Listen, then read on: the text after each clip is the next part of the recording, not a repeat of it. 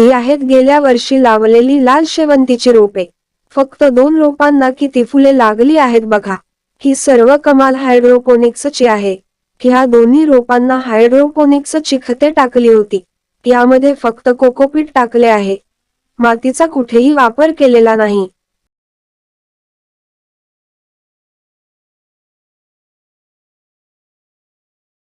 ही salad पत्ता लॅट्युसची झाडे फक्त हायड्रोपोनिक तंत्रज्ञान वापरून लावलेली आहेत. पाईप मध्ये ही झाडे लावलेली आहेत. यामध्ये कुठेही मातीचा वापर केलेला नाही. पाण्यामध्ये फक्त लिक्विड खते वापरून ही झाडे लावलेली आहेत. या झाडावर कोणतीही रासायनिक फवारणी केलेली नाही. मित्रांनो, अशा प्रकारे तुम्ही हायड्रोपोनिक तंत्रज्ञान वापरून घरी टेरेसवर चांगल्या प्रकारे भाजीपाला लावू शकता किंवा फुलांची झाडे लावू शकता.